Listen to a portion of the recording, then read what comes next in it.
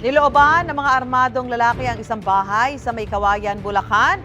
Itinali raw ang mga kamay at tinakpan ng masking tape ang mata ng mga biktimang Chinese at Pinay.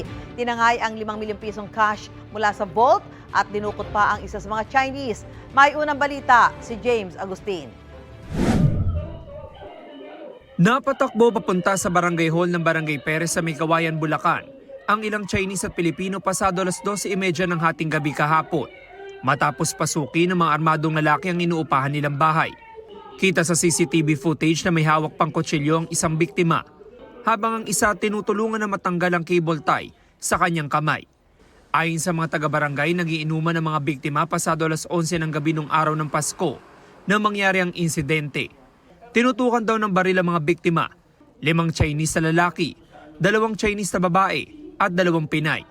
Itinali pa ang kanilang mga kamay at tinakpan ng masking tape ang mga mata.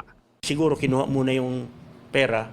Nung makuha yung pera sa vault, kasi bukas yung vault nang dumating yung mga SOCO operatives yun, tinalian nila yung mga biktima, dinila sa, yung iba dinila sa CR. Mga magkano raw po yung natangay ka?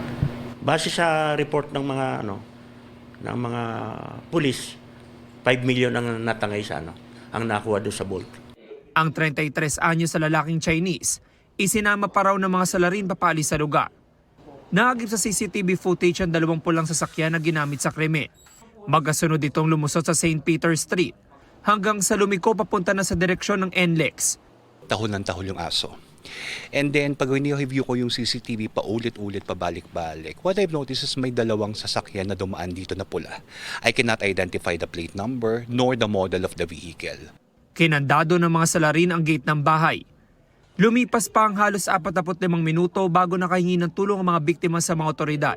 Kaya po nakalabas ng bahay yung mga biktima, kahit na nakalak yung yung pinto, hinambalos nila ng hinampas nila ng may laman pang LPG tank. Ayon pa sa mga taga-barangay, mahigit 1 taon pa lang umuupa sa lugar ang mga Chinese. Ang kanilang declared na business is importer po sila ng mga garments. Nag-import po sila ng garments. Umuupa lang po sila. Opo, 20,000 po ang upa. Hindi pa malinaw sa ngayon ang posibleng motibo sa krimen. Sinusubukan pa namin makuha ang panig ng May Kawayan City Police Station kaugnay sa sinasagawa nilang investigasyon. Ito ang unang balita. James Agustin para sa GMA Integrated News.